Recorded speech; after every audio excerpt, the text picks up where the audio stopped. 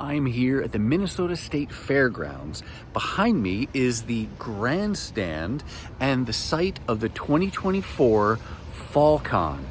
It's a two-day convention, probably the biggest show that's locally put on here in the Twin Cities. This is day one. I'll tell you more about the show in a bit, but let's head inside and see what we can find.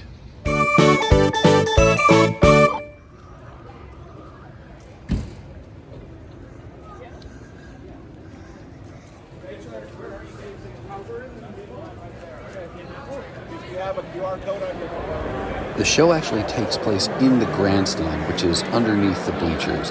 There's over 100 vendors, from comics to creators, cosplayers. There's really something for everybody.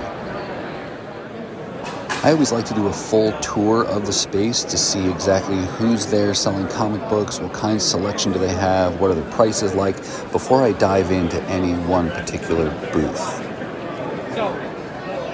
In the end, this is where I spent the bulk of my time. This is Go Big or Go Home Comics. He had amazing deals on single issues and even better deals if you filled a short box or a long box. Hey everyone, and welcome to today's video. What you are looking at in this zoomed out view is my haul, not only from FallCon, but from just that one booth, the last one you saw in the footage. This is from Go Big or Go Home Comics. He had a deal where you could buy single issues for 50 cents a piece, or bulk deals where you could fill a short box for $30, or fill a long box for $50. And as you can tell from this, I went big and then I went home by filling a long box for $50. Believe it or not, this was not my intention going into this show. I wanted to focus on quality rather than quantity. And so there were a handful of books that I was hoping to find and I was willing to spend up on that would have helped me complete a couple runs that I've been working on for a long time. But between the selection that was there, the condition, things like that, or even from the vendors, because I like to buy from people that I know typically, I didn't find any of those quality books I was looking for. So in the end, I fell back on quantity. And it's really hard to resist a deal like 50 cents a book or bulk buys of $30 for a short box or $50 for a long box, because this was a great opportunity for me to fill out some runs of various titles that I've been working on. But let me just show you what that deal looks like and how good those prices are. So I'm going to grab this empty short box, it's on the floor here, and set it next to the long box. Remember, the prices were 50 cents a piece to start with, which means for $30, you could get 60 comic books. That's a good deal, right? That's about this many comic books.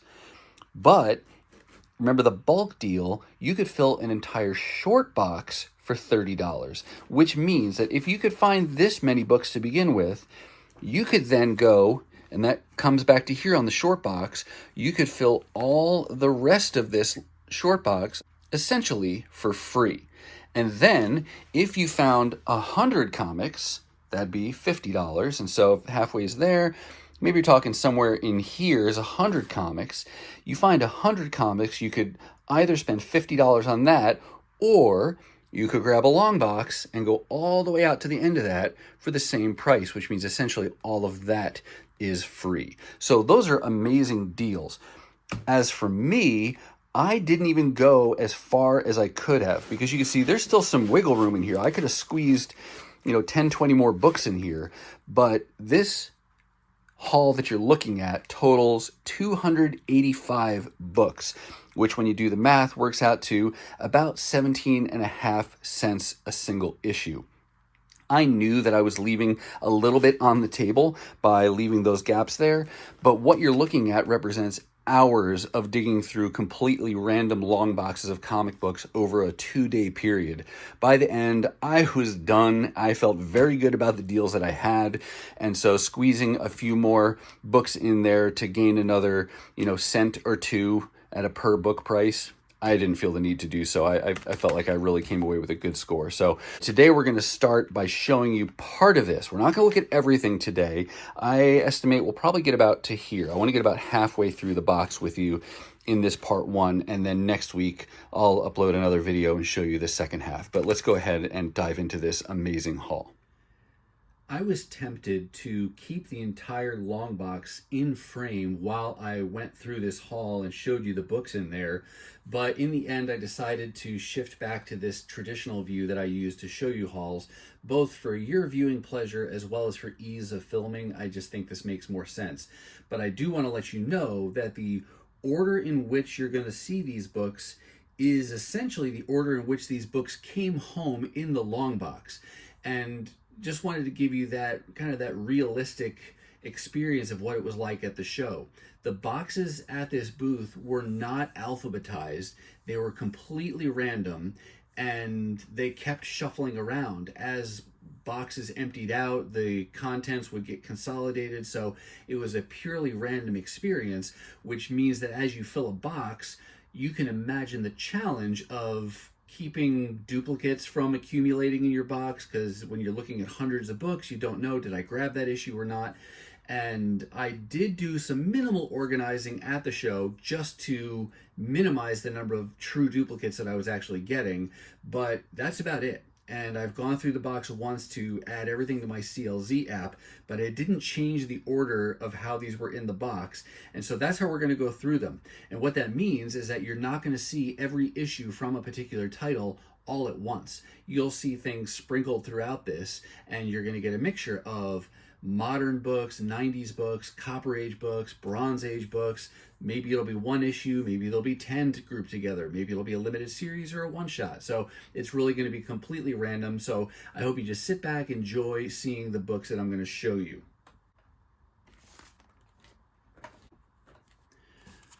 We're going to start off with several issues from ROM. These are probably the most organized of any of the titles you're going to see today, and that's because every issue I grabbed is technically a duplicate. I recently completed collecting the entire Marvel ROM series, which means 75 issues from the ongoing title and then 4 annuals. What I've done since then is kind of look at each of the issues that I have, assess the condition, and for any of the issues that I said, you know, I'd ideally like to have a little bit better condition copy of that book, I went and added those issues back to my wish list in CLZ so that I could keep my eyes peeled for upgrades. And I got really lucky at FallCon because this booth had several issues of ROM sprinkled throughout dozens of boxes, and so I was grabbing them as I found them.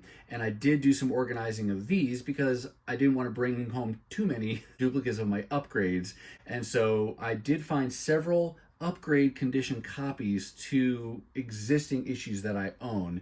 And I will also do a shameless plug here. I did recently upload a couple of shorts that show you the entire series, kind of like in countdown fashion. And if you want to go see those, I'll put links down below, but that way you can at least see all of the covers from the ROM series. So what you're going to see now, though, all upgrades to existing copies that I own. And it's fun even just looking at the covers, because when you stop and pause long enough just to appreciate what's on there, you just see cool detail. Like on this issue number 3, for example, I didn't really see this kind of action sequence that's going on when I first glanced at it. But you've got Rom, says here on the cover, he's alone against the Wraith Horde, but he's firing on this one guy, and then you see the progressive motion as he falls through this hole. I don't know if it's a true hole or if it's like a dimensional rift or something, but just a cool cover. And so let's just kind of get through these covers that are, again, upgrades to my existing copies. There was issue 3, 8, and they didn't have a full series that I know of. Maybe they did before I got there, but I did find several issues nonetheless that are upgrades to my existing copies. And some of them are newsstands, some of them are direct. Issue 17 here, that was actually one of the first issues of ROM that I ever bought, and I got it because of the guest appearance of the X-Men. Jump ahead to 33. It's a cool cover. It gives you kind of like Bronze Age horror comic vibes there. In the upper 30s. Still have a few more upgrades to find, ideally, but I don't have to. It's just bonus if I do ever find them. And as you can see, there were many at the show that day that are now upgrades for me. So each of these is in better condition than the existing copy that I had. So that's probably the most organized title, but really nice to find that many upgrades, and probably for the cheapest price that I've paid yet for single issues of ROM.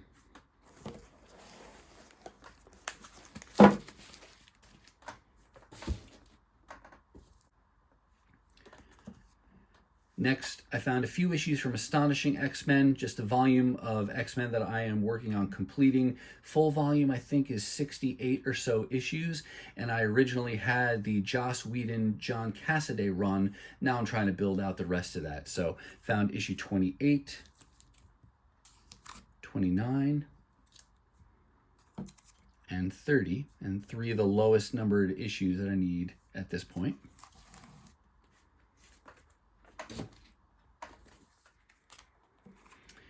One issue here from Fantastic Four, I believe this is volume 5, and this is a variant cover to issue number 7.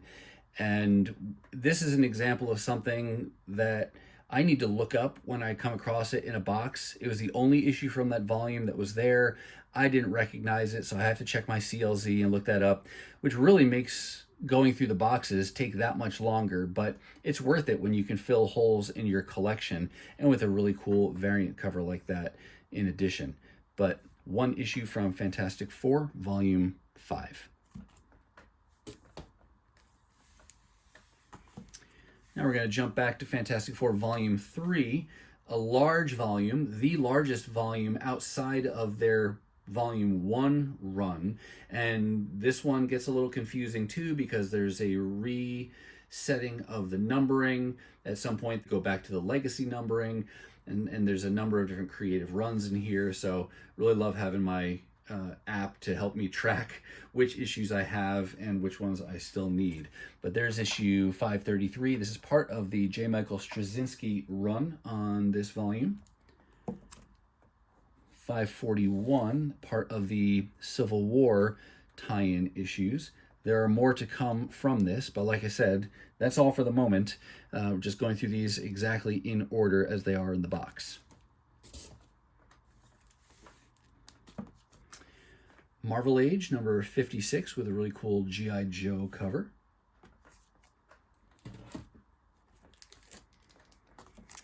And then here's Thor from his volume 1.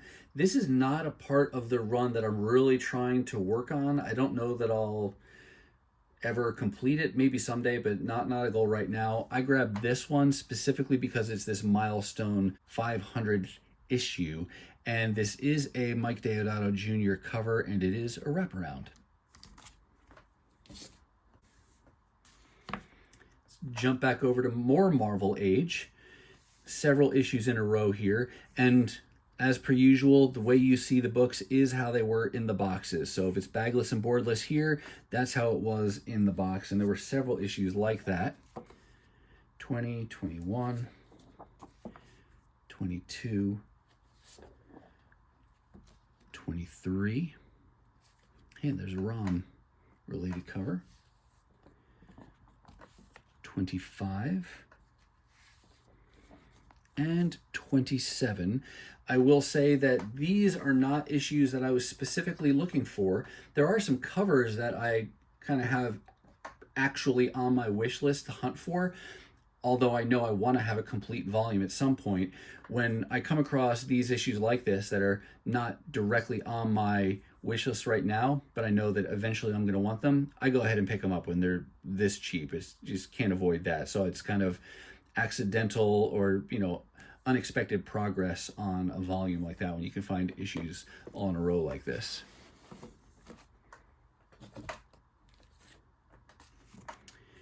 Here's a reprint comic, Marvel's Greatest Comics, starring the Fantastic Four. This was a reprint title. Started out first under a different title altogether. It was called Marvel Collector's Item Classics.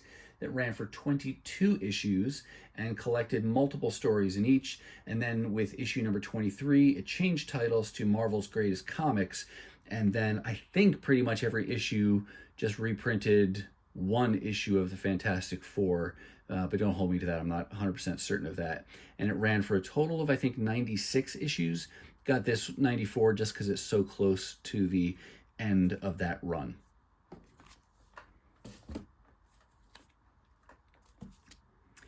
This was a surprise find. I didn't even know this existed. This is the official Marvel Index to the X-Men, Volume 2, I suppose this would be called. It was a 5-issue run, and this is just randomly issue number 4 that I stumbled across, but the kind of thing where when I see it, I'm going to grab it, and then hopefully I can find others. And little teaser, you will see at least a couple more issues from this volume that I was able to find in a different box, a different part of the sale, and they're just hiding somewhere further back in this long box.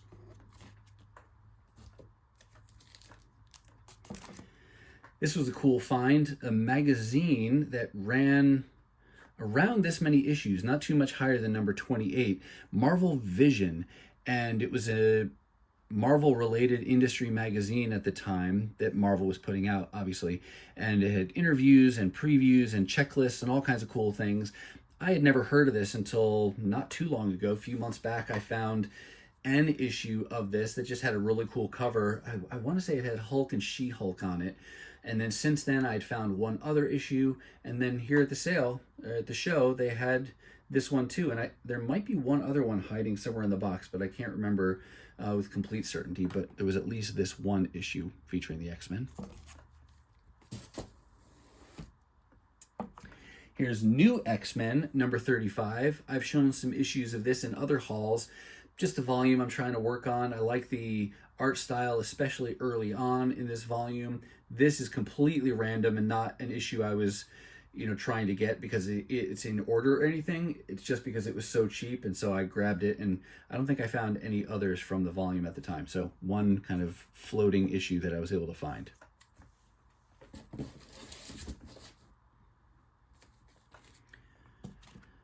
Sometimes you can even find little keys in a sale like this. Here is Avengers number 187. Not a book I was actively hunting for, but I've always thought this cover was really cool. This is at least I guess we'd call it a minor key. It's the first appearance of the Darkhold. And I only know that because I looked it up. It's not because I carry that information around in my head. I just thought it was a cool cover. It happens to be a minor key, so, it's definitely more than a 17-cent book, that's for sure. So just a bonus find that you can stumble across these kind of things at a sale like this. And I'll tell you, this wasn't the only copy of this that was in the boxes. It's just the only one that I grabbed. So I'm sure somebody else went home with another copy of this issue. This book I will refer to as A Needle in the Proverbial Haystack. There were a ton of Daredevil issues in these boxes, but there are only 2 from Volume 1 that I am specifically looking for because the Ann Nocenti run is really the run I'm trying to actively build out. I'll take anything earlier than that just because it's fun to have older Daredevil books, but the Ann Nocenti run is one I'd like to have in its entirety. And this right here is one of only 2 issues that I am missing to complete that volume, and it has eluded me for a long time now. I don't know why. I don't think it's a key of any kind, but it's just never there in the boxes. It's a really cool cover, and really, really happy to have stumbled across this book, and only 1 copy of it. It's not like there were multiples, but now I only need 1 more issue to complete the Ann Nocenti run, but definitely my needle in the haystack there to find that 1 of 2 issues that I need to build out the run that I'm actively working on.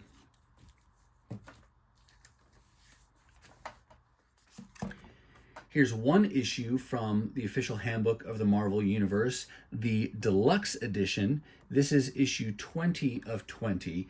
This is really kind of volume 2 of these handbooks. The first volume went for, I want to say, 15 issues and was just called Official Handbook of the Marvel Universe. Came out a couple years prior to this, but then this volume came out kind of with expanded information and went for 20 issues.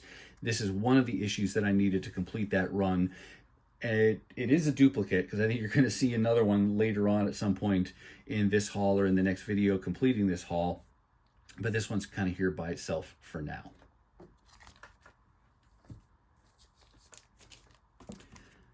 Similar story here. This is Avengers, I believe, volume 4. It's a volume that I started collecting for the John Romita Jr. artwork that was basically throughout the first 17 or so issues. Since then, I've decided to complete the volume that ran for a total of 32 issues, and several of the issues in the latter part of this run have Walter Simonson covers, including this issue 27, but this is another one that I did wind up with a duplicate of, because later in the haul you're going to see several more issues from this latter part of the volume that I found. But for now, there's issue 27.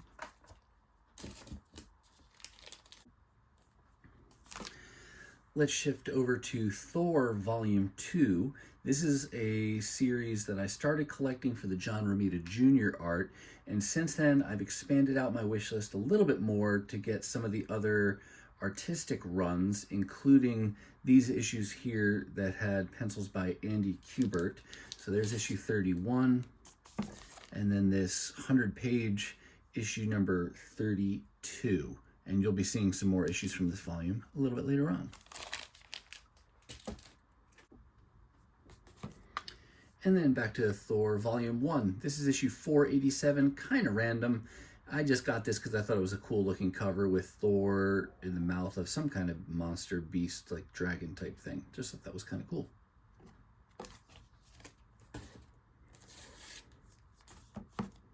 And hey, look at that. I told you it was going to be random. We'd be jumping all over the place. So we're back to Thor Volume 2, another part of the run I am actively working on. These last handful of issues were part of this disassembled storyline, and this issue 85/Legacy number 587 is the final issue in that volume.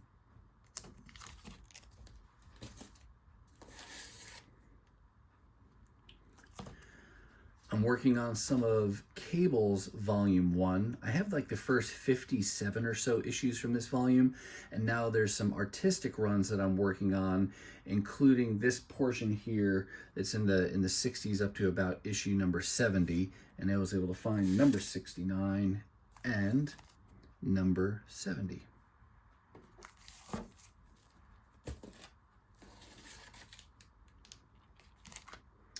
Here's a cool issue from Captain America Volume 1. This is cool for a few reasons. One, it's a Bronze Age book. Two, it's part of the run where you had Captain America and Falcon in the title. And then this is also part of Jack Kirby's artistic and writing run on the volume. And it's an issue that I didn't have that's part of that run. So very cool for multiple reasons.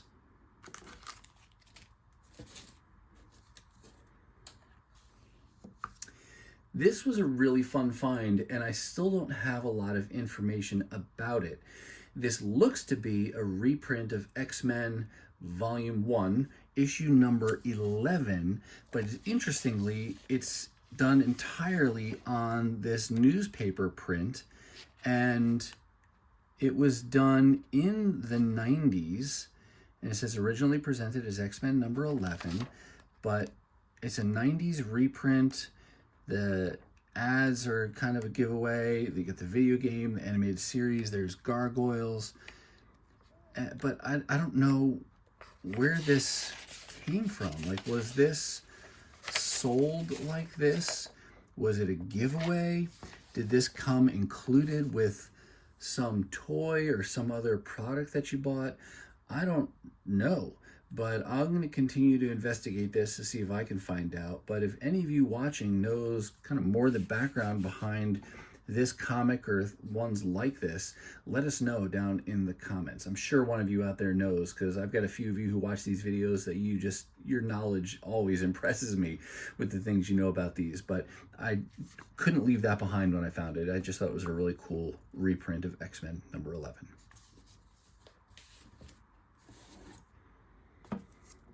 Back to Fantastic Four, they had a couple annuals, including this one from 2001, really cool Galactus skull cover, and the annual from 1999.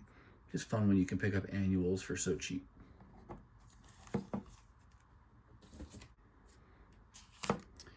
One more issue of Marvel Age. Here's number 84 with a cool Namor cover done by John Byrne.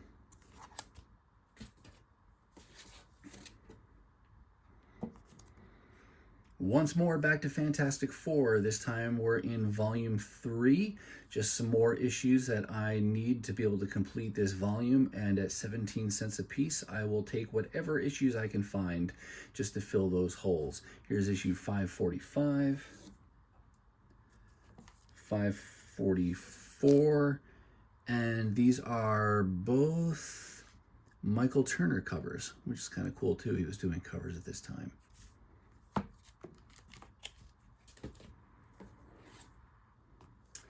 I got a few issues from this volume of Wolverine. I want to say this is Wolverine volume 3, and I got them really kind of impulsively at the show, not things that were on my wish list, but I do like Humberto Ramos's art, and I like Wolverine as a character, and they had several issues in a row with his art in here, and so I figured, why not go ahead at such a cheap price, go ahead and grab these, and I can read at least a story arc, and some of these do tie into the Civil War event as well, so that's kind of cool too. But they had issue 42, 43, they did not have 44, but there's 45, 46, 47, and 48. So that concludes kind of that Ramos art portion or story that I wanted to get. But I'm going to continue to show you some more Wolverine issues here. Jumping to 62, this is part of Jason Aaron's writing run on Wolverine, and you've got art at this point by Ron Garney, and this is a story featuring Mystique, and they had several of those issues, maybe all, I don't remember offhand, but there's 62, 63, 64, and 65. I still have to check to see if there's issues on either side of this that I still need to build that out, but that was another cool story arc to try to find. Like the creative team on that, like the characters, and so pick those up kind of spontaneously at the sale.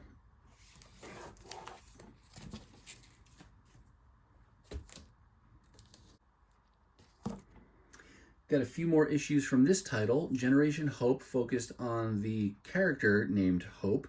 She's believed by some to be the mutant messiah because she was the first mutant born after the events of House of M, when Scarlet Witch wiped out a good chunk of the mutant population and there were no mutants being born. She was the first one to be born, and now she's all grown up and she's a current character, but she had this series that ran for close to 20 issues, and they had most of them starting here with issue number 9, and then I think there's just about everything through the end of the series here. We'll see. And there she is on the cover there. 12, 13, 14, 15, 16, and I believe that's the final issue, 17.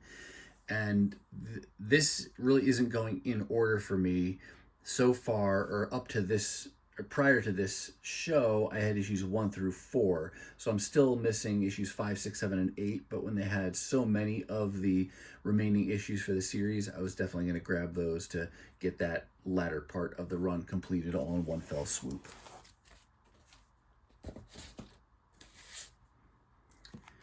Here's Battlestar Galactica, just a cool Bronze Age title.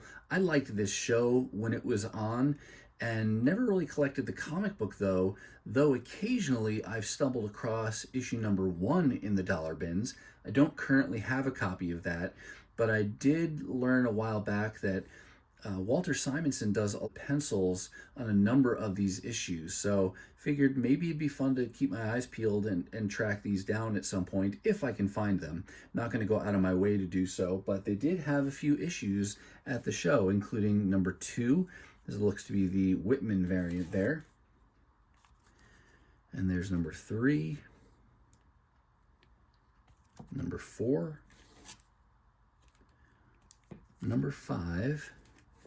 That's a Walt Simonson cover. I don't know about the others. I didn't check those, but I see his signature there. Number 7.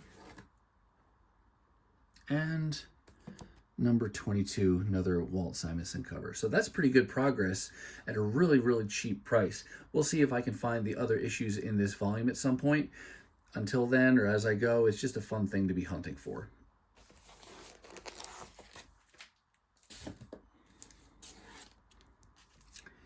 X-Men Classic, another reprint series featuring, in this case, the X-Men comics. The first 40 some odd issues reprinted, most of the Claremont and Byrne run, Cockrum run from the, giant size X-Men up to about Days of Future Past. And then after that, I don't know what the order was, but it continued to be a reprint series that ran for a total of, I think, 110 issues. And I don't know that I'll want to collect the whole thing. There are certain cover runs that I'd like to get. For example, Mike Mignola did several covers. I'd like to get those issues. And Adam Hughes did several covers as well. I'd like to get those issues. These others I grabbed just because they were so cheap, including issue number 92, 93, 94, and 96. So when it's a title that I'm not actively working on, but I still like the characters or like the run altogether, then I'm probably going to grab them, especially when they're that inexpensive. Here's one Silver Surfer annual that I never got when it came out. This is the one from 1997, so happy to add that one to my collection.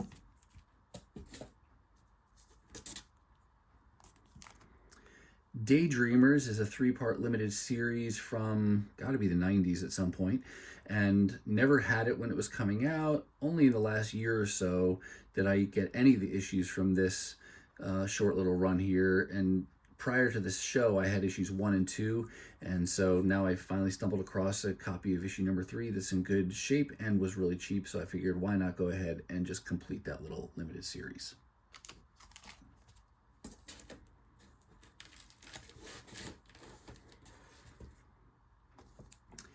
X-Men Phoenix End Song was a 5-part limited series that I've seen here and there over the years, never picked it up, but they had the entire run at the show, so I couldn't ignore it any longer for such an inexpensive price. So there's issue number 1, 2, 3, 4, and 5. So you've heard me say it before, I love not only finding a limited series at a sale, but finding an entire limited series all at once.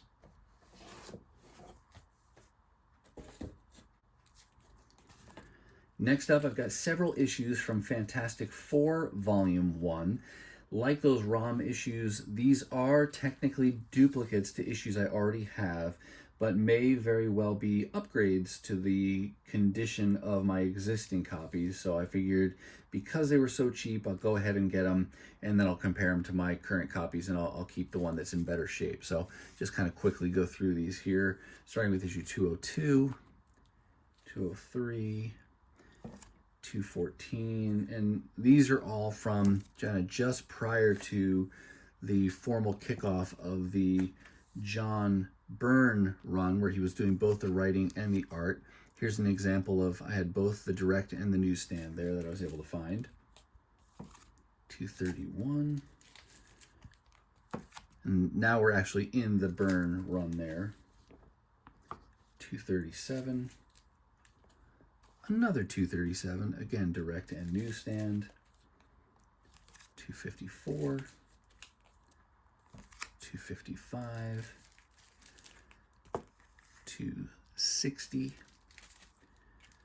266, running out of space here, 285 in what feels like a really thin Mylar bag, and then 287. So always nice to find issues that you're looking for, or in this case, upgrades to issues that you already have.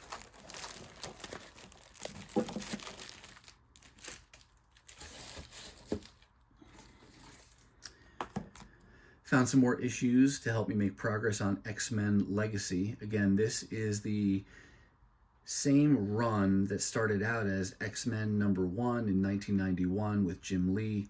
After 207 issues, they continued the numbering but changed the title to X-Men Legacy, and then that continued up to issue 275.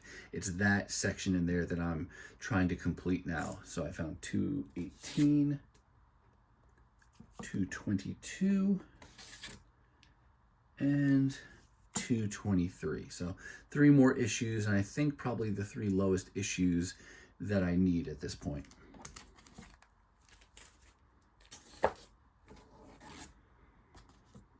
You saw some lower number issues of Astonishing X-Men earlier, and here's just a few more that I found at a separate spot in the same seller. 49, 50, and then jumping way back to issue number 35. So you see again and again here how random everything is.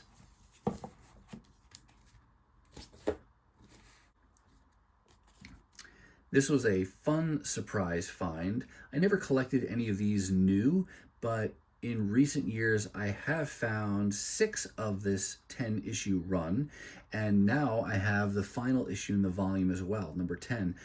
I loved Mighty Mouse as a kid. The old cartoons used to be on TV. I don't know if it was early in the morning or if it was on Saturdays, but I remember watching those some.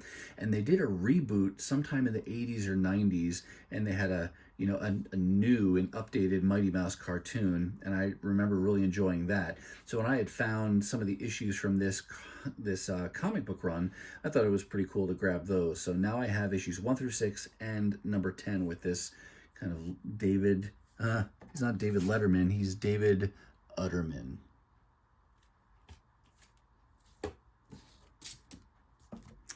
Now we come back to Marvel Age again with issue number 3. This was the lowest issue number that I needed going into that show.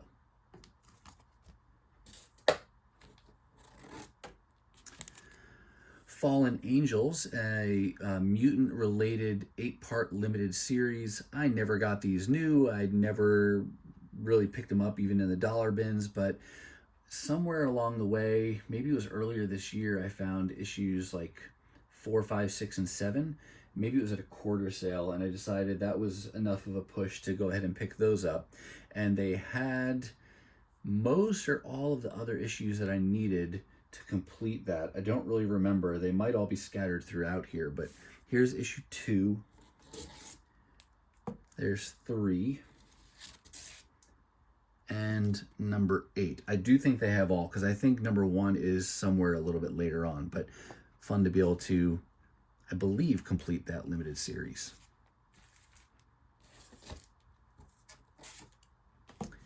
They did have a few issues of Bronze Age Thor. This is from before the Walter Simonson run that he's so famous for. Not something I'm actively collecting, but I will happily pick up these issues when I find them for cheap and in decent condition. So there's just issue number 307 that I stumbled across, so happy to grab that one. And then I mentioned before this volume of Avengers that I had found other issues that I was looking for, and here they are now. Here's number 25, 26, 28. There was a duplicate 27. I believe I pulled that out already. There's 30, 31, and then going backwards, there's number 20. I think now I've completed this whole volume as a result of this show, because I already had issue 32. I already had, the whole John Romita Jr. art part of this that came before this, but I think I've now completed that. So that's really good progress, I'd say.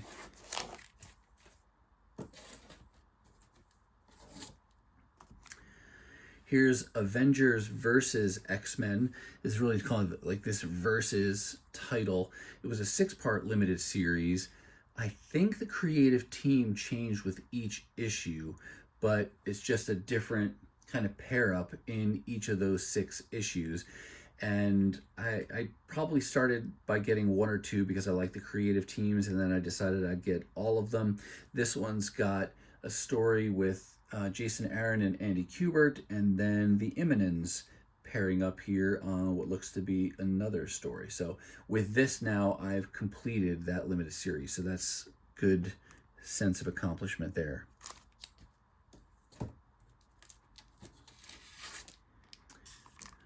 I came across some more issues from the first volume of Extreme X-Men that ran for 40 some odd issues, and you'll see those kind of sprinkled throughout here. I still have some holes to fill in, but I did make some good progress, including issue number 14 and issue 19. And these two, since they're the first half of that volume, they're written by Chris Claremont and pencils by Salvador Larroca.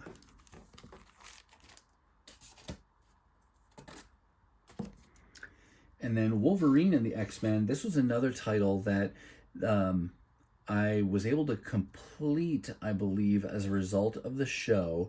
And fortunately for me, these issues were all together, so I didn't have to put them together one by one, scattered across dozens of long boxes. They were all in a row, so that made it really easy to just pick out the ones that I needed. But this was a title I started by collecting just some of the story arcs and art runs done by artists that I like, and since then, based on all the positive reputation I've heard about this series, I decided I'd go ahead and build out this entire 42 issue volume. And so what you're seeing today is the remaining holes I had going into this sale, starting here with issue 11, 13, 14, and the artist will rotate throughout this volume, but I think the whole thing is written by Jason Aaron. 20, 21, 23, 24, 26, 27, 27 AU, so this is a story that ties into the Age of Ultron event. 29, 30, 31, 32. You can imagine my excitement as I go through these boxes and find this many issues that I'm missing all at once. 33, and whoops. Oh, I'm losing things here, and 34. So with that, I've now completed this entire volume, and to get that many issues at just like 17 cents a piece, just great progress. Feel really happy about that.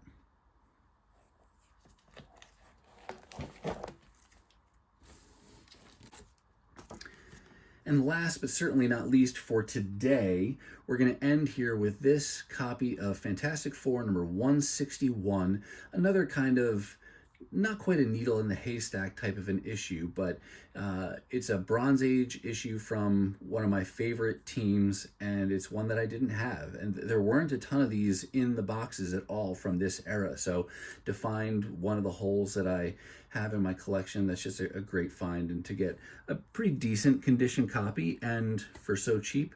And it's a pretty cool cover. Hey, kind of like that Thor we saw earlier, where Thor was trying to be eaten by a dragon. They've got Thing trying to be eaten by a monster as well. But cool, we'll hit the pause on that point of it, and then we've got about another half of this haul to go. So hopefully you'll come back for part 2. All right, that's going to do it for me, and that's going to wrap up part 1 of this massive haul from FallCon. Special thanks again to Brad at Go Big or Go Home Comics for having such amazing deals and providing such a fun time of digging through those long boxes. I do hope you saw something that you liked, and if you did, why don't you give the video a thumbs up? And if you want to see more content like this, dollar hauls, 50-cent hauls, really anytime I find good books for great prices, then go ahead and hit that subscribe and ring the bell for notifications so you'll know the next time I upload a video. Now, if you're not quite ready for the YouTube fun to stop, I have hand-selected a couple videos here for you to check out. As always, thank you so much for watching, and I'll see you next time.